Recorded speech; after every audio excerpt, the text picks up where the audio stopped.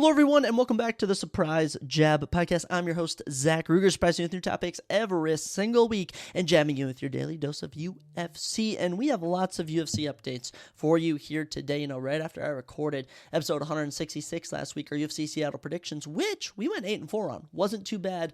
The UFC decided to drop a bunch of bombshell announcements, so we're going to be talking about all of those today in no particular order to kick off today's episode. Also on today's episode, we'll be recapping all the action from UFC Seattle. Like I said, 8-4 on the predictions. Not too bad. Potentially the greatest UFC prelims of all time. They were fantastic. And as always, a sour main event. But we'll talk about that and more on today's episode as well. WWE Elimination Chamber this upcoming Saturday. We're going to be dropping our predictions on today's episode for that. You best bet I'm going to get all the roommates to watch it again. I made them watch the Royal Rumble, and it was so fun watching with them. And John Cena's on there, and who doesn't love a little John Cena? But we're back from the fun weekend. I was in Eau Claire visiting my buddies. I kid you not, this was one of the greatest weekends of my life. It was just like all the vibes were good. The memories we made were fantastic. Like nothing bad happened at all, and it was just a fantastic time. So that's why I encourage you all, get out there, live a little, do something different for a change. Don't just stay in your room, cover up, play on your phone all day. Get out there and live, because let me tell you, it is worth it. And when you're going out there to live your life, you can listen to this podcast on your travels. I'll give you that right now to kick off the episode. But let's get on into it, guys, with these new UFC fights. Let's start it off. Like I said, these are in no particular order. First off, we have a new UFC London main event, March 22nd, as of course the number one contender, he's not actually the number one contender, but the number one ranked Leon Rocky Edwards, fresh off of his defeat to Belal Muhammad, will be back in action, of course, against Sean Brady. That's right, Sean Brady will be stepping in. He's ranked number 5 currently, coming off of his win over Gilbert Burns. I think it was in September. Sean Brady beat Gilbert Burns. And hey, massive opportunity here. Leon, he looked half a shell of himself when he took on Belal Muhammad. And Sean Brady was at the peak of his performances against Gilbert Burns. He was looking fantastic. The grappling was on point. This is a major opportunity. Okay, and Leon Edwards hasn't really fought anyone of Sean Brady's caliber. These are the opponents Leon Edwards has been fighting since 2021 even. You have Nate Diaz, you actually have Belal Muhammad twice, you have Colby Covington, and you have Kamaru Usman twice. So he hasn't really fought in a hungry up-and-comer. I wouldn't call Belal Muhammad like an up-and-comer. It's like Belal Muhammad been here for a minute. They're around the same age. Sean Brady, on the other hand, he's been working, he's been grinding, and I'm excited to see how he does given this opportunity. I'm probably going to pick him to beat Leon, but we're in London. We'll have to see, but that was a massive, massive change. We'll talk about where Jack Della Maddalena is, okay? We'll talk about why there's a change right there, but first off, like I said, no particular order just because it's going to be all over the place. The co-main event for UFC 314 in Miami, April 12th, the co-main event, the number 7th ranked lightweight Michael Chandler back in action against the number 12 ranked Paddy the Baddy Pimblett. I mean, what? Are you kidding me? This is one of those matchups where 3 years ago you'd have told me this, I'd go, oh, that'd be a fun fantasy matchup, but that'll never happen. Today, looking at this matchup, not only is this happening, I think Paddy's going to win. I'm going to be honest. Chandler is as action-packed as ever. Okay, we know that from all of his fights. And people bring up the fact that Oliveira couldn't submit him, but I don't know. I feel like Chandler might even drop Paddy going for the finish, get locked up in a guillotine, get locked up in, especially in a triangle choke. I'm super excited for this. It's a 5-rounder in the co-main event spot. And this is what people have been asking for Paddy. Paddy ran through Bobby Green like it was nothing. I mean, just submitted him with ease, and now he's getting a name. And this is a great fight for Michael Chandler, too. I mean, people are going to look at Michael Chandler and go, this guy has no wins. In the UFC, his wins are Dan Hooker 4 years ago, and Tony Ferguson. Okay, mind you, both those amazing knockouts. But let's look at his losses. Okay, Charles Oliveira twice. Justin Gaethje, Dustin Poirier.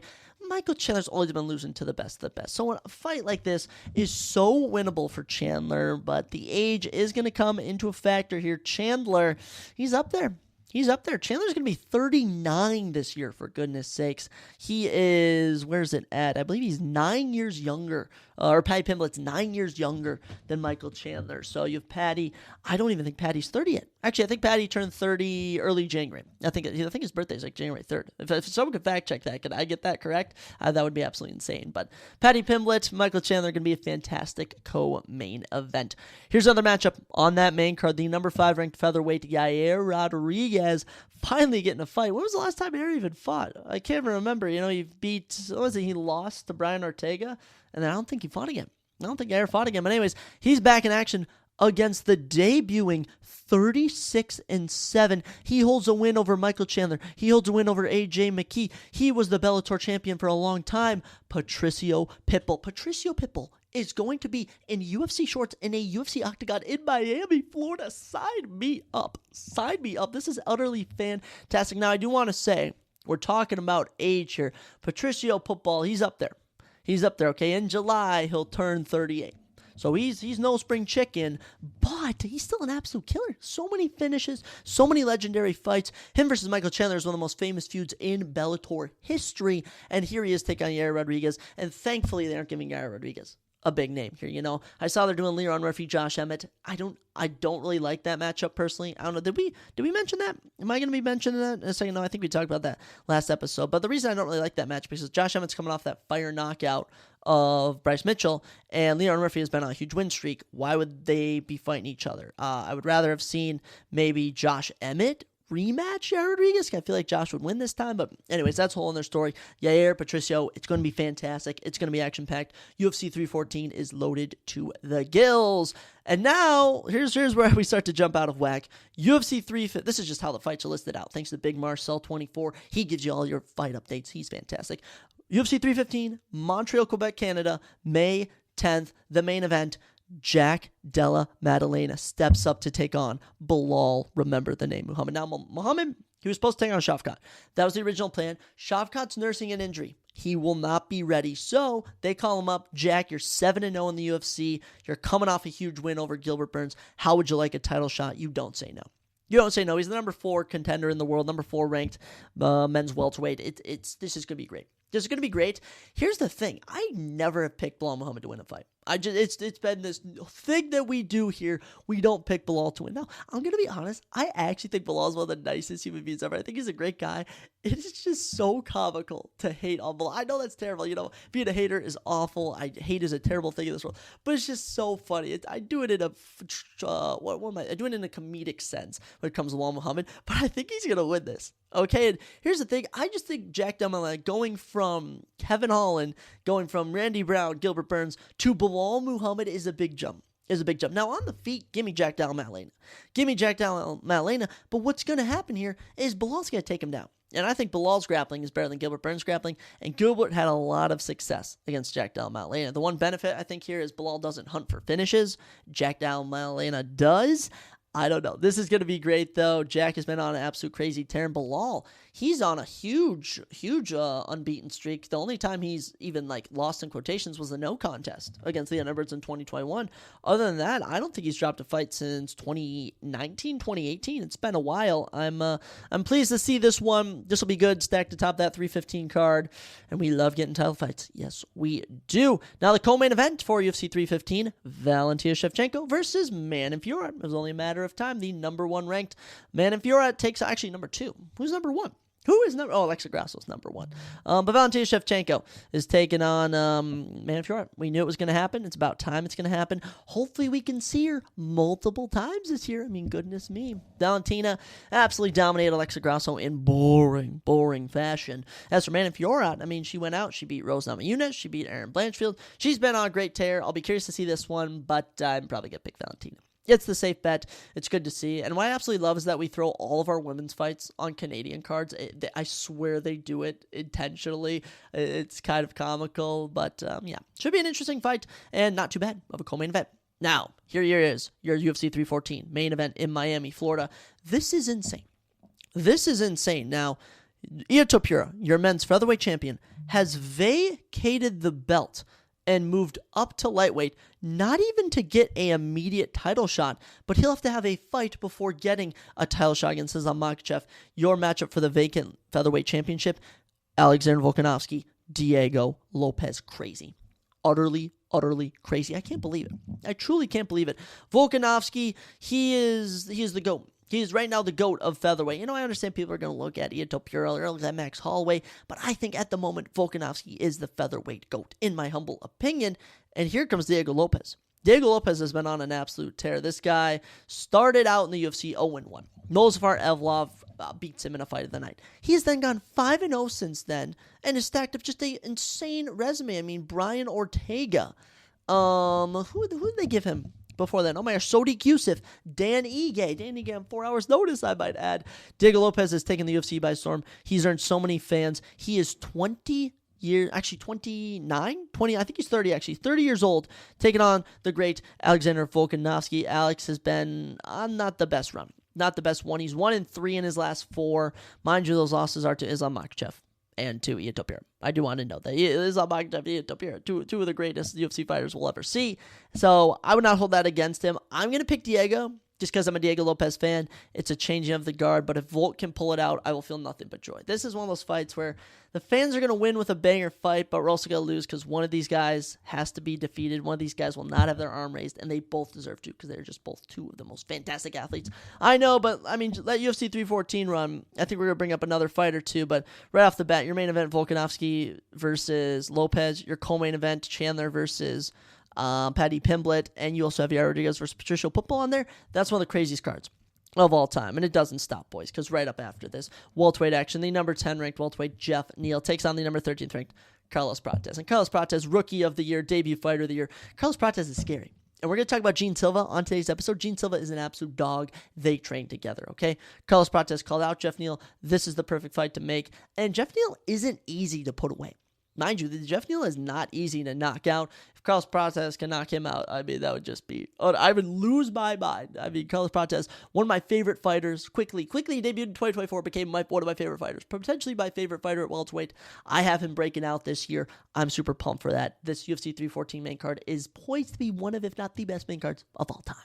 Following that, you have another matchup on UFC 314. Goodness me, they just keep coming. The number 15th ranked featherweight, Dan Ige, back in action as he takes on Sean Woodson. Dude, Sean Woodson, 7-1-1 the UFC. He's been on a crazy tear. And, I mean, his win over Yusuf Zalal has just aged so beautifully. He's picked up wins over Alex Caceres, Terrence McKinney. He's been an absolute dog as of late. And now he gets a ranked opponent in Dan 50K Ige. Now, Dan Ige, 9-8 in the UFC, dude. I don't think anyone understands how tough of a schedule Dan Ige has had. I mean, he's had to take on Korean Zombie. He's had to take on Edson Barbosa, Calvin Kattar, Leron Murphy, Diego Lopez. This dude just fights the hardest opponents in the division. Then we feed him someone like Gavin Tucker, knocks him out. Feed him someone like Andre Feely, knocks him out with ease. So, Dan Ige, there's going to be a big size discrepancy here. Sean Woodson is a notoriously tall featherweight. Dan Ige, not the tallest in general. So, we'll have to see what happens, but I don't know. Part of me wants to root for Dan Ige. Part of me wants to root for Sean Woodson.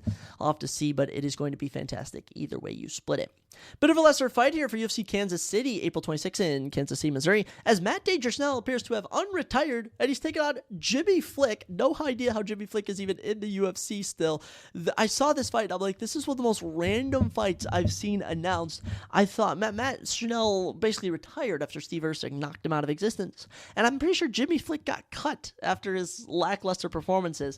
What you're going to see in this one is Matt Schnell is a striker, and Jimmy Flick is a grappler. So, clashing of styles. Well, we'll see what happens, but I just had to throw that in there because it is so comical. I just found it funny.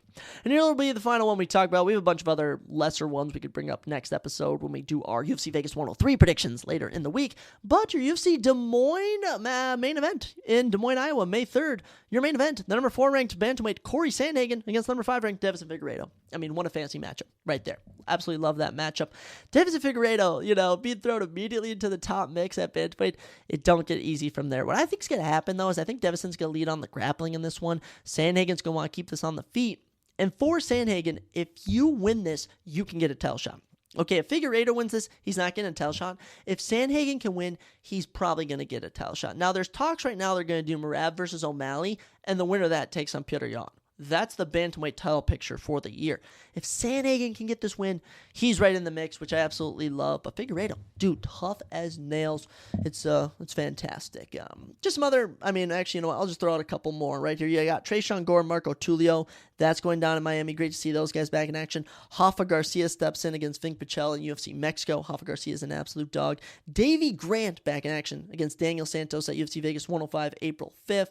And you also have the return of Mike Mallet as he takes on Charles Radke at UFC 315. Mike Mallet trying to get a little redemption in Canada. He hasn't been doing too hot on these Canadian cards, but we'll have to see, guys. Lots of UFC fights, lots of major announcements. Dana White did not disappoint. When did he do it? He did it Wednesday or Thursday, and it was like I had just finished recording, and I was like, are you freaking kidding me? I gotta wait 6 days or something to do this, but anyways, we're all caught up on that. Let me get you all caught up on something going down this upcoming Saturday, and that is Elimination Chamber Toronto. Of course, WWE PLEs, we always love to drop our predictions for them, and we got a banger card coming at you from the Rogers Centre in Ontario, Canada. I'm pumped for this one, guys. This should be a fun card, and it's always great, your little 3 PLE stretch you get from January to April when you get the Royal Rumble, then you get the Elimination Chamber, and then you get WrestleMania. It's just such a great setup right there. As of right now, 4 matchups announced before we have Monday Night Raw and Friday Night SmackDown this week. They may sprinkle in another one, but I think they're going to keep the 4-thing format. Similar to the Royal Rumble, these Elimination Chamber matches take not as long as the Royal Rumble matches, but probably between an hour to 45 minutes is how long these matchups last, and I bet they're going to drag them out. Also on, apart from these 4 matchups we're going to be talking about, these wrestling matches, we also have a segment between Cody Rhodes and The Rock. There's been a lot of weird stuff going on with them, so I'm going to go through this in the order I think these matchups will take place, and then we'll get on into it. So or get into the, what am I trying to say? Cody Rhodes and The Rock. I'll fill that in whenever I see fit. But what I think we're going to start with is the Women's World Championship Elimination Chamber match. So the winner of this will be taking on Rhea Ripley at WrestleMania. Now, I think either this one or even the men's, you're going to get a triple threat match at WrestleMania. That's what I think is going to happen. But your competitors are Liv Morgan, Bianca Belair, Alexa Bliss, Bayley, Naomi, and Roxanne Perez. Now, they all could honestly win, and you could think of a reason that they deserve to win. I mean, I could really think that they could do that. Now, when it comes to breaking this down, for anyone, actually, let me just say, that doesn't want to Elimination Chamber matches, it's this giant steel structure. There's 4 pods, and every 5 minutes, someone's released to wrestle, and it starts with 2 wrestlers. So that's how it usually goes. That's the Elimination Chamber match. In 2014, I went to one, and it is just as awesome live as it is on TV. But for this one, Liv Morgan, Bianca Belair, Alexa Bliss, Bayley, Naomi, Roxanne Perez. I'll do process of elimination. Bayley ain't winning this. Okay, Bayley ain't winning this. She's got no hype. The fans are not behind her. And it's weird to think she had such hype going into last year's WrestleMania, and this year everyone's kind of like, oh, it's Bayley. It is what it is. For Naomi, she has a feud with what's her name? Jade Cargill, who really were waiting for her to return. She just, I think her and Bianca Belair, who I think they're the women's tag team champions, they have a little feud or something. I don't know if they're going to break apart here, but I'll throw Bianca Belair in there as well. Those two aren't winning. Bianca Belair and Naomi, they have feuds elsewhere. They're more of just fillers in here because they are fantastic wrestlers. All right, so that leaves us Liv Morgan, Alexa Bliss, Roxanne Perez. For me, out of these 3, I'm not going to go Alexa Bliss. Now, first off, Alexa Bliss's return at Royal Rumble, one of the best surprise returns that we got out of both men's and women's Royal Rumbles. She's coming right back.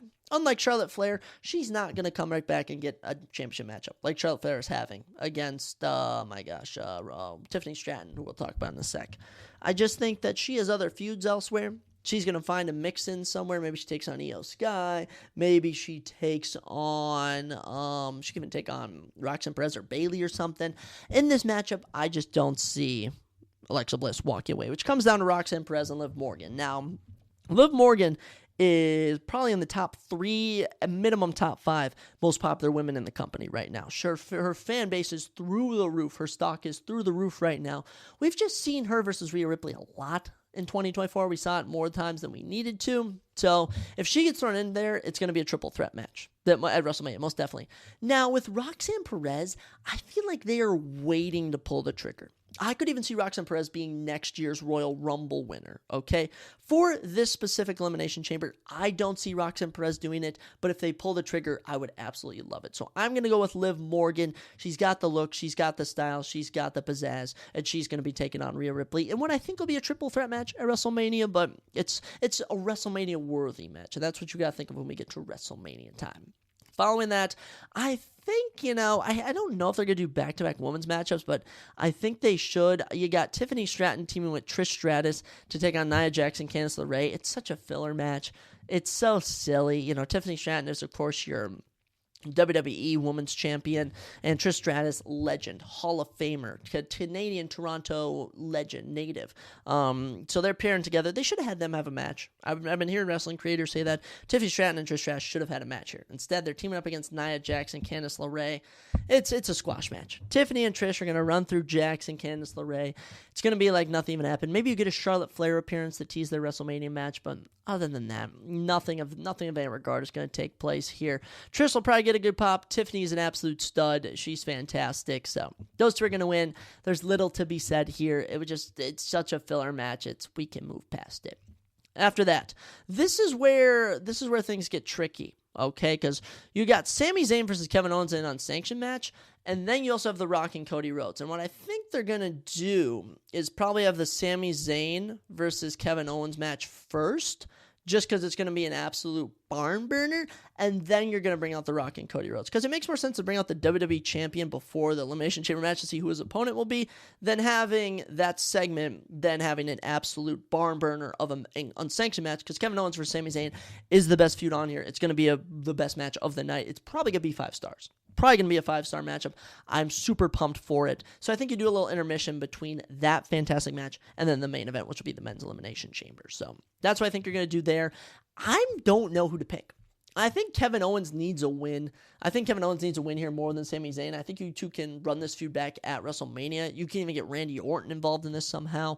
But I just expect just sheer carnage, sheer devastation from Kevin Owens and Sami Zayn. That's what I think is going to happen. That's what will happen. So we're going to go with KO, Kevin Owens, to win the unsanctioned match, which is basically a no disqualification match if you want to get all specific. But unsanctioned sounds much cooler. So they're both from Canada. It's going to be, the crowd should go absolutely ridiculous here. It's going to be fantastic. Now, we get to this little Cody Rhodes The Rock segment. So here's what I found on Wikipedia to give you a little summary here. On the last episode of SmackDown, The Rock came out, who's on the board of directors for TKO. He made a special appearance, and he called out Cody Rhodes. They have their history from last year's build to WrestleMania. The Rock stated that although they stood against each other at WrestleMania 40 last year, they have since become friends. And although The Rock praised Cody for all being a great champion and everything, and being a champion for the people, he wants him to be his champion, which is very weird. And The Rock claimed that he could elevate Rhodes' career even higher and can make anything possible for Rhodes,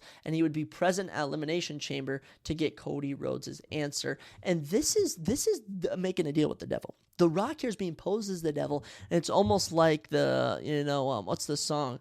Johnny, you're rising up your boat to play that fill hard, because the devil came down to Georgia. It's basically that kind of story. Like, hey, if you basically serve me, Cody, I will bring you to levels unbeknownst to you. Obviously, Cody's going to say no. Cody's the biggest babyface in the company. Cody Rhodes is at a point right now where he just can't turn heel until he loses the belt. That's kind of the situation we're in. There's so many little kids looking up to Cody Rhodes. It's going to be interesting. Now, I don't know if we're teasing a match between these two at WrestleMania.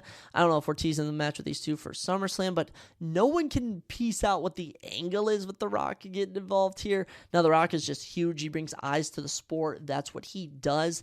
This segment hopefully it's not going to be as boring as the SmackDown one was. The SmackDown one was just The Rock rambling, and everyone was kind of like, okay, it's The Rock. We love seeing The Rock, but what is he on about? He's speaking gibberish to us. So I'll be curious to see. I'll be excited. Cody Rhodes is going to say no. Maybe even get rock bottom. Maybe hit a crossroads on The Rock. Maybe Roman Reigns will come out or something. I have no clue, but that's what's great about this. It's so unpredictable. A lot of these matches are unpredictable, which is what's really good about the WWE right now. That brings us to the main event, which I am pumped for. Now, I do think Sami Zayn versus Kevin Owens will be a better technical match, but the hype and unpredictability for this one is what I am juiced about. So, winner of this matchup, winner of the Men's Elimination Chamber match, will get the main event of Night 2 of WrestleMania 41 against Cody Rhodes for the undisputed WWE Championship. You got John Cena. You got CM Punk. You got Drew McIntyre. You got Logan Paul. You got Damian Priest. And you got Seth frickin' Rollins. And similar to the women's, you can do process of elimination here. Now, for starters, Logan Paul ain't winning. Let me just tell you, Logan Paul ain't winning this. No day of the week. Now, people keep saying Logan Paul's going to cost John Cena. They're going to have a match at WrestleMania. Hell to the no. Please do not do that to me. I will boycott WrestleMania. Probably not, but you get what I'm saying. Damian Priest, also going to be a no. Damian Priest and Cody Rhodes just don't have a feud. Damian Priest is in this to build up something with Drew McIntyre. I think that could be an angle there, but Damian Priest is just an absolute dog. He's an absolute great, and he will be in this to just deliver a fantastic performance. He's not winning. Similar to that, Drew McIntyre, who I would actually put as probably the third person who I think would win, he just has different angles going on, and him and Cody Rhodes just aren't going to gel here. Now, I think Cody Rhodes and Drew McIntyre should have a program post-WrestleMania. I mean, that's if Cody Rhodes even wins, but at WrestleMania when he defends his belt, I just think that Drew McIntyre is not going to be the guy in the main event WrestleMania here. In a year, come back to me, he might be at that level. Also there, Seth frickin' Rollins. Look, Seth Rollins, he is a program at Roman Reigns, which is red hot right now. Those two may be having a Mania match. They may be saving that for another time. We'll have to see. But him versus Cody Rhodes, we've seen it before. They're not necessarily in the same babyface and heel dynamic, so that's not going to happen. The two favorites, the two front runners, are John Cena and CM Punk. Those are the two front runners, and it makes me so happy because those are two of my favorite wrestlers on the freaking planet. I mean, no matter what happens, if it's John Cena or CM Punk winning, I will be happy. Okay, now, I would rather it not come down to John Cena versus CM Punk because then I'll just cry if Cena doesn't win. However, it would be funny if Punk gets the best of him again. I don't know, but I do hope it comes down to John Cena, CM Punk. If Logan Paul does eliminate John Cena, then I hope Logan Paul gets absolutely destroyed in this contest. The inner fan of me wants John Cena to win, but like I said, also fan CM Punk. Here's the thing, CM Punk versus Cody Rhodes, it's not there right now. It can be there. It will be there, but it's just something about John Cena winning. Something about John Cena inserting himself into that match. I could see John Cena, CM Punk, and Cody Rhodes all being in the main event. Maybe Cody Rhodes beats both of them and gets so over. I don't know, but I'm going to go CM Punk to win. It would be fantastic to see him finally get a WrestleMania main event. I also see people seeing an angle with The Rock where The Rock etches CM Punk again. I mean, I would love to see those two cross paths somehow. If they're both on Elimination Chamber, they best be crossing paths. But I'm going to go CM Punk. I obviously want John Cena. When I just think realistically, I think that CM Punk needs this more than John Cena. John Cena can lose over and over and over, and I think they're kind of building up an angle here where he was the final person in the Royal Rumble, eliminated barely. I think Elimination Chamber, similar scenario where he barely loses again to CM Punk, and he has to find his way back to getting that WWE Championship, World Heavyweight, number 17. Give it to my boy, John Cena. But those are your Elimination Chamber predictions. I'll be excited to watch it. And if they add another matchup, it probably won't be of significance at all. Maybe be an Intercontinental Championship, United States Championship. Nothing worth our time in the next coming week. But that's what we got there to round out this episode, guys. Let's take a look at UFC Seattle because we had a lot of action, and it wasn't too bad. Wasn't too bad. Now, I was busy the whole time, sadly, so I was unable to watch anything, but I was able to catch all the highlights and kind of do my own little research to look at things. But let's get right into it with, first off, 7 finishes out of 7 prelims. Utterly fantastic. One of the best prelims we've seen in a long time. We also started the card out 5-0. Didn't get the 2 prelims correctly. Then started off the main card 3-0, and then predicted the co-main and main event correctly. So a mix of emotions for me personally when it comes to making predictions. But 8-4 now. We're 51-24 on the year. I'm very satisfied with our predicting skills. Kicking off the card, Modestas Bukakas and Rafael Cerqueira. I don't know who let Rafael Cerqueira into the UFC, but my man is not UFC caliber. Rafael Cerqueira knocked out in round 1 again, and Modestas Bukakas looking like a prime Muhammad Ali there. Oh my gosh, the hands were flying, and he lands a nasty knockout. I mean, he had Cerqueira up on the fence. Cerqueira kept trying to dodge and kept getting clipped. Eventually gets hit, drops down, not even one follow-up punch, and the ref was like, I've seen enough of this. Give Modestas Bukakas the victory here. Great work. Great work from Modestas. I mean, dude's an absolute dog. Dude is an absolute dog. I'm trying to think. This was Modestas' 10th career knockout, 14th career finish, and look at him now. Look at him now. He's on a little 2-fight win streak. Both of them finishes. Light heavyweight division, look out. Modestas Bukakas is coming for your ass. Let me tell you that. He's coming for all of it. Now, as for Rafael Cerqueira, he's getting cut. Rafael Cerqueira is heading to regional MMA. Dude is he's just not ready for the UFC. I'm sorry, you're just not. For Modestas, there's a lot of options at light heavyweight. I always like to make up matchups on the same card, so I'll probably mention one once we get to another light heavyweight matchup on this card, but Modestas Bukakas is kicking the card off with a bang. Following that, we head to the men's middleweight division, and Nosutin Ruzaboyev, how about another knockout? absolutely hands it to Eric McConkel. Now, props to Eric McConkel. Stepping in, short notice, doing what had to be done. Props to him. Props to him for taking this fight even on short notice against the killer Nursultan Ruzaboyev. But 2 knockdowns, 20 significant strikes to only 5 landed for Eric. We barely even made it into round number 2 before Nursultan was just running through Eric. Eric was on the run the entire freaking fight. Nursultan knocks him out, make it his 13th career knockout, his 33rd career finish. That's right, he has 35 career wins, 33 finishes. Nursultan Ruzaboyev is just so. There's such a skill level gap between Nursultan and some of the other people here. Nursultan now is 3-1 in the UFC. All those finishes, all of those wins by finish, and his only losses to Joaquin Buckley, which has aged tremendously, as Joaquin Buckley is now ranked number 6 in the world at welterweight. Nursultan, whether he's at middleweight, whether he's at welterweight, he's bringing the action no matter where he goes. And honestly, I think his next opponent, I think this will be a fantastic fight, should be the next matchup we had, which was a catchweight 175 matchup between Austin Vanderford, otherwise known as Paige Van Zandt's husband, and Nikola Verekiniev. And thank goodness I went with Vanderford. Thank goodness that I was thinking Nikola all week. I changed it to Austin Vanderford for our predictions video. Thank goodness, because not only did Austin Vanderford get the TKO, which was pretty good to see, and also it was his, if I can find it, it was only his 5th career knockout. Only his 5th career knockout, dominated him, landed 2 takedowns. How much control time did Austin have? Let me see here if I can zoom in. He had 7.5 minutes. I mean, he was doing pretty damn good. Dominating Nikola everywhere it went. Gets the TKO. People were saying it was an early stoppage. I mean, he was just laying into him. Nothing to do.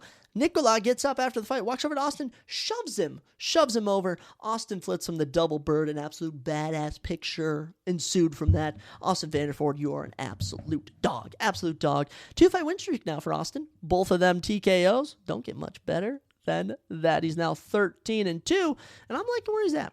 I'm liking where Austin Vanderford's at. Like I said, him versus Nursultan Ruzaboyev would be a fantastic fight, in my personal opinion. I don't know what they're going to do with him, but Austin Vanderford, welcome to the UFC. 35 years old. Now you're in the UFC. Congratulations. As for Nikola, I mean, he's 0-2 in the UFC. He also lost on Davis Contender Series. And Dana said that he doesn't want to cut him for some reason. I have no idea what Dana White's thinking. Get this jabroni out of here. I mean, oh my gosh. What? You're walking over across the cage and shoving a guy after you just got finished. Utterly unbelievable. If Nikola's going to be fighting someone, how about we feed him to Nursultan Ruzaboyev? How about that? We feed him to an absolute killer. Who is someone else at welterweight we could feed this guy to? Welterweight or middleweight, wherever Nikola ends up. I think he fights at welterweight. There's got to be someone out there who will just run through them. How about, I don't know. There's too many. There's too many to think of, but I guess if we're bringing back Nikola, we got to feed him to someone who's an absolute savage. After that, a fantastic knockout here. The first performance bonus of the night as Ricky Simón, in front of his home state of Washington, gets his 7th career knockout, 11th career finish, as he puts Javid Bashra out cold for one of the best knockouts of 2025. And by the way, it's only February 24th. We already have another knockout of the year contender. Just a beautiful straight. Caught Javid flush on the jaw. Javid was out. The follow-up shots didn't even matter. Ricky Simón back in the win column. I mean, he was on a 3-fight losing streak.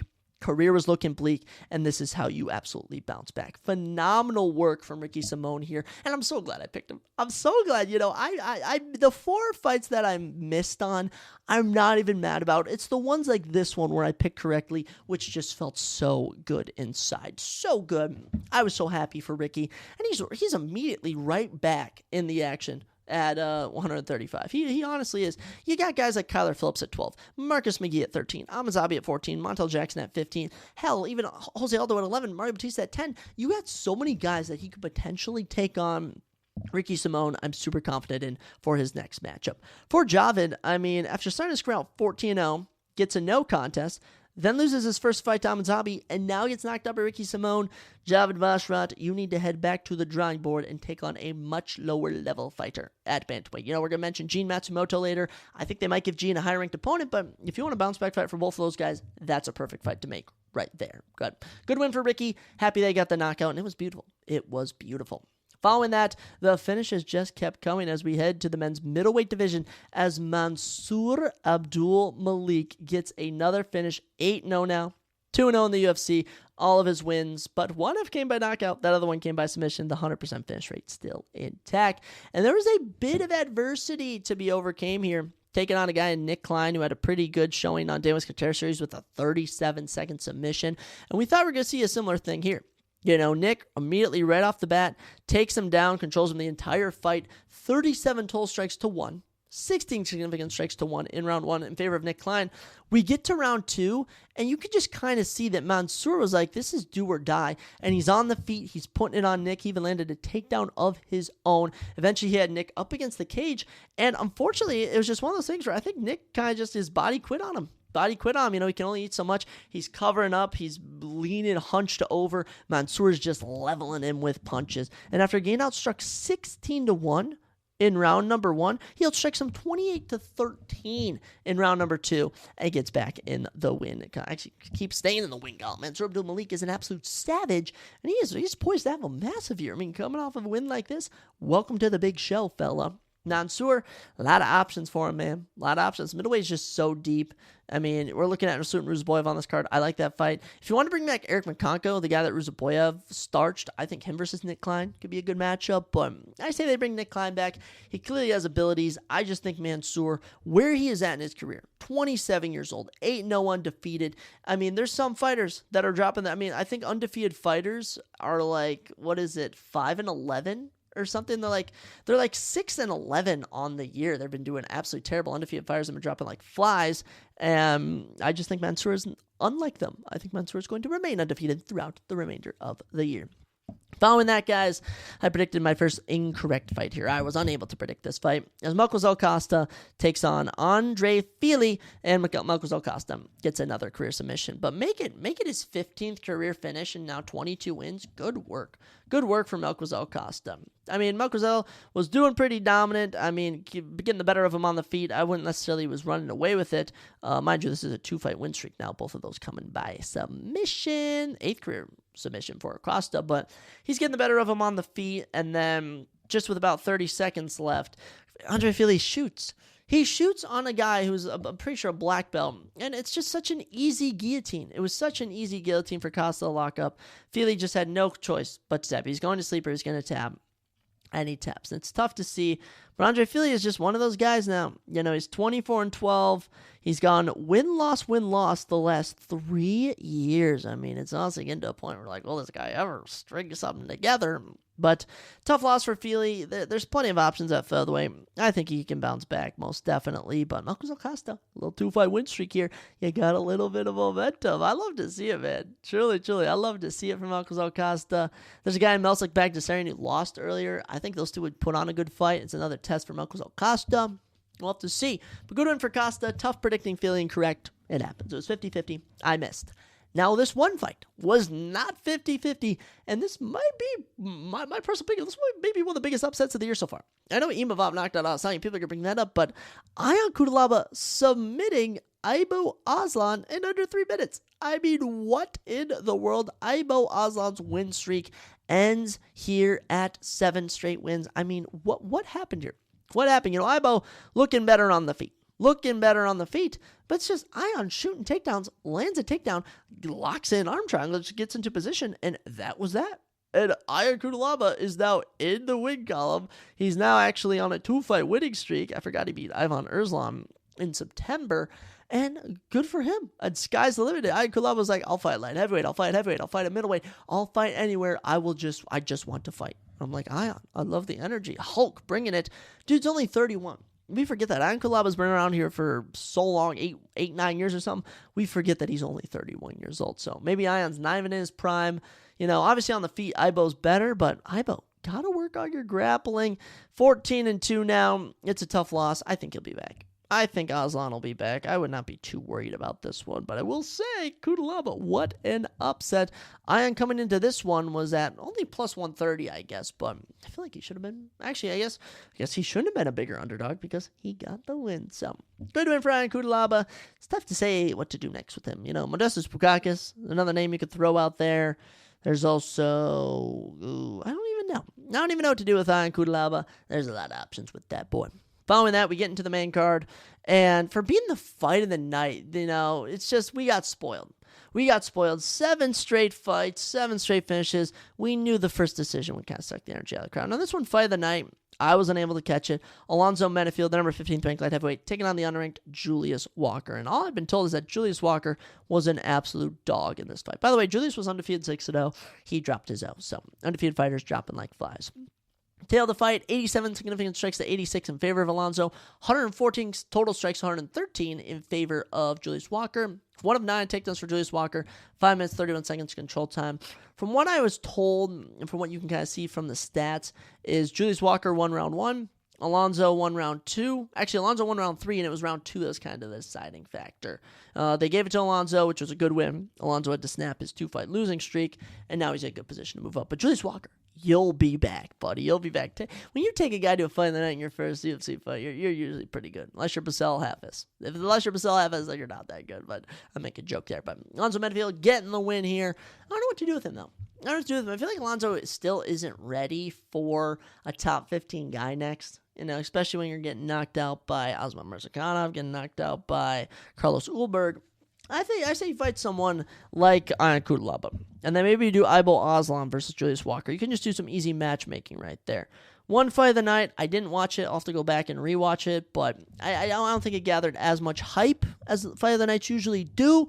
However, Alonzo Menafield, great win. Happy for you. And you both get a little $50K bonus. Following that, the final finish of the night, which does kind of hurt as the final 3 fights were all freaking decisions.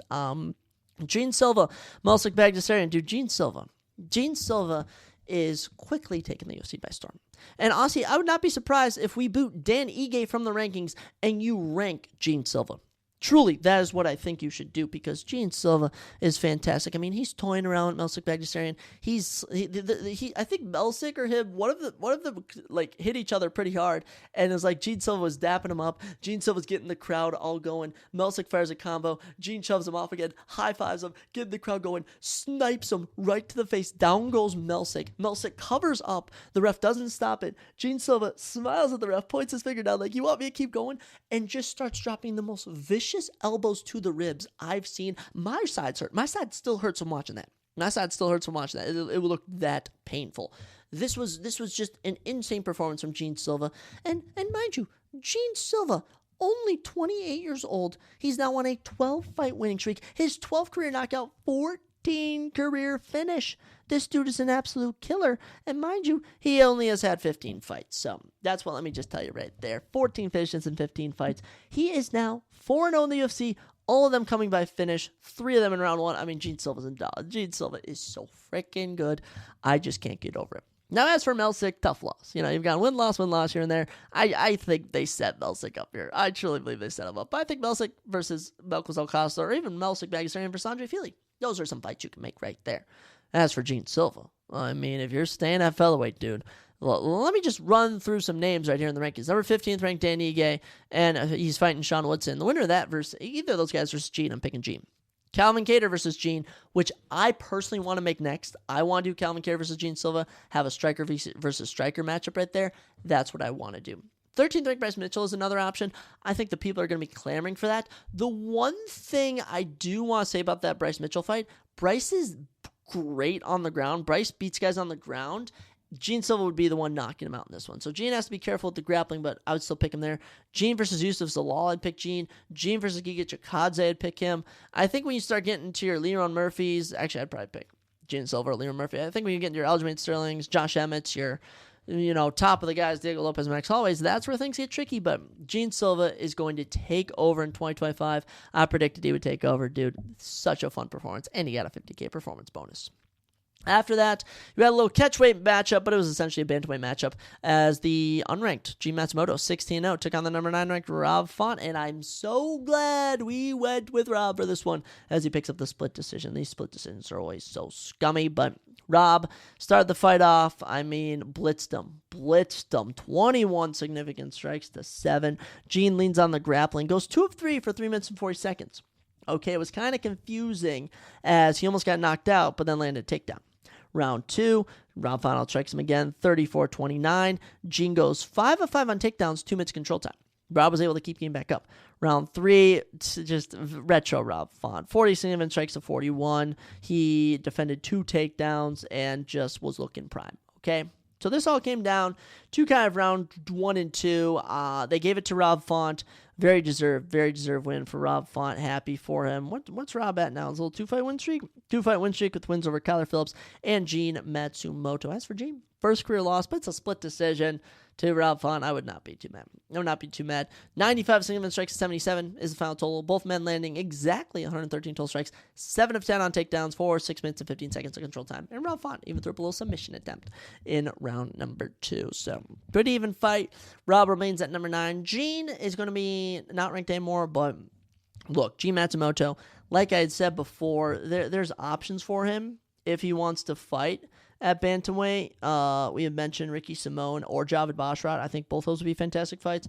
And then you obviously have your Kyler Phillips, Marcus McGee, Amazabi, Montel Jackson, Mario Batista. A lot of the bottom guys, those are fights you can all do. Actually, I think Mario's got a fight coming up with Marlon Barris, so that's for that. But G. Matsumoto should get a big opportunity next. He's only 25 years old. Your first loss is to Rob Font, a guy who's been fighting in the rankings for the last 5 years now or something. Don't be too mad, Gene. And plus, 2025 is cursed for undefeated fighters. We've officially assessed that it is a cursed year for undefeated fighters. That's all I got to say about that. Rob Font, good win for you. Actually, we should say who he should fight next. Rob Font versus... I don't even know who Rob Font should fight. Who should Rob Font fight? Probably Down. I think Rob Font has to fight Down. Does Montel Jackson have a fight coming up? Montel Jackson, all those, the 11 through 15 who I keep talking about, that's who Rob Font should fight next. I don't know. There's too many options out there. Rob Font, good win. Co-main event, getting going, and Brendan Allen. Everyone hates Brendan Allen, so I've been picking him, and he keeps freaking losing, so I think I'm going to be done picking Brendan Allen. But Anthony Hernandez gets the victory, and Fluffy Hernandez will go from number 12 to number 9 into the top 10 of the men's middleweight division. Brendan Allen will probably get booted down to 10. Everyone will just move down a slot, but good win. Good win for Hernandez. 30 significant strikes to 14, 72 total strikes to 53. He goes 4 of 8 on takedowns for 10 minutes, 22 seconds of control time. Good stuff for Anthony Hernandez. 29-28 across the board. Brendan Allen won round 1. Brendan Allen won round 1, and you were kind of going, okay, this could be a competitive fight. Then round 2, Hernandez just utterly dominated. So landed 1 takedown, held him there the entire fight. Allen was trying to get submission, just couldn't get it. Then round 3, similar scenario. Allen lands a couple punches, and then Hernandez gets the takedown and rides it all out. So Hernandez make it 7 straight wins. Good for the kid. Uses his grappling. Does what he needs to do. Brendan Allen, now on a 2-fight losing streak. Mind you, those losses are now to the number 1 ranked guy, Nazim Evov, and what's now going to be the number 9 ranked guy, Anthony Hernandez. I think Brendan Allen is fine. Okay, there's other options for him. There's Bo Nickel. There's Roman Kopilov. There's Michel Pereira. There's Paulo Costa. There's the winner. There's a loser of Roman Dolidze, Marvin Vettori. So many options for Brendan Allen. He'll remain in the rankings. You even do Brendan Allen, Gregor Rodriguez. I think that would be a fun fight. For Hernandez, it's Jared Cannonier. Jared Cannonier, he can't really fight up. He can't really fight too far down. Now you got a guy in Hernandez who's brand new. There's your fight to make. Make it a main event in the summer. Beautiful matchmaking right there. I will say, Hernandez he has a grappling style. He has a grappling style, and grappling styles just aren't always the most entertaining. Also, Brendan Allen is a high-level grappler, so despite being controlled for 10 minutes, he wasn't going to get finished. That's all I'm going to say to that. Good win for Hernandez. Fluffy remains dominant as always, and we'll see what's next for him. But all the Brendan Allen haters are happy yet again. You know what? I'm not gonna stop picking him. I can't. I gotta keep riding with Brendan Allen. It's so funny when he wins and people are in a uproar. I can't help it. Main event came around, and honestly, I'm still not mad about my Henry Cejudo pick. I'm gonna be honest. On the feet, Yadong was outstriking him, but I'm not even that mad. But as you all, if no one doesn't know, this fight went to a technical decision after Henry Cejudo got poked in the eye. People are saying he was acting up too much, but it turns out he actually has a lot of eye damage, and Song Yadong wins. Song Yadong will now be ranked number 7 at bantamweight. Henry Cejudo will be bumped down to number 8 or 9, one of those 2 spots. But throughout the first 3 rounds, very competitive, very, very competitive. In round number 1, Song Yadong outstruck him 21-13. Cejudo attempted 1 takedown, missed. Round 2, Song Yadong strikes him 33-29 significantly. only 2 takedowns attempted for Henry Cejudo. Round 3 comes around, 30 significant strikes to 25. Song Yadong ends the fight, 84 significant strikes to 67. Song Yadong in favor there. Back in the wing category for Song Yadong, after the eye poke, instead of calling it in the third, the ref was like, we'll just fight out these last few minutes. And they then goes to the corner. The doctor waves it off, and it goes to a technical decision since we had completed 3 full rounds. And all the judges saw it, 29-28, and that's what you had. Actually, one had it 30-27 for Song Yadong, so there you had it. But I think Cejudo thought he was winning. Truly, I kind of got that vibe. So pretty dampering ending to what was otherwise a good card. I won't lie. The main card had Gene Silva knocking out Melsick and had Alonzo versus Julius, but the final 3 fights didn't really hit. I kind of knew Yadong versus Cejudo wasn't going to hit. They just have the styles which didn't mesh well. But good opportunities will be ahead for both of these men. For Cejudo, I say you just retire, bro. There's nothing left for you to do. I mean, what are we going to do with Cejudo? I think you could always make like a Sean O'Malley, Petr Yan fight. I mean, that's just a big name. You can even do Cejudo versus Aldo, but I don't see that going to happen. I don't see that. For Yadong, I think people are throwing Umar Nurmagomedov out there. I don't like that fight just because I think Song Yadong will lose. However, it is the correct fight to make. So Song Yadong, Umar Nurmagomedov will be your next matchup. That's my prediction. Yeah, I think Umar will be itching for that. But good for Song Yadong. I mean, people forget Song Yadong is 27 years old, and dude has, what is it now, almost 30 professional fights, has 30 professional fights. He is super, super exciting. So, kind of a dampering ending to UFC Seattle, but otherwise, not too bad. Not too bad. You know, people came out hungry. People came out hungry on this fight card to get it done, and they really were showing that, hey, I want a performance bonus. Give me the performance bonus. It was evident. It was evident that the UFC Seattle crowd was also pretty good. They were getting the fighters all hype and stuff. So, good stuff all around. For UFC Seattle, it gets 2 thumbs up from Zachary. But other than that, guys, that's all we got for today's episode. I have a big exam coming up in actually less than 2 hours. Like an hour and 45 minutes. So, wish me luck on that. Now that I've said it and done some math, it's actually an hour and 10 minutes away. So, definitely got to go work on that, get a little practice in. But good stuff all around. Elimination Chamber, new UFC fights, Seattle predictions, lots of fun stuff. When we're back later this week, we'll be giving our UFC Vegas 103 predictions as Manel Cape takes on Nasua Mobayev. I love that they're giving flyweights all these main events all of a sudden. Also going to be checking in with the NBA, NHL, new UFC fights, discussing film, lots of fun stuff all around. As always, thank you guys so much for listening. I love the support. We're taking this thing to the moon and back, maybe? I don't know. Guys, have a good week. Have a good life. I'll catch you next time on The Surprise Jab.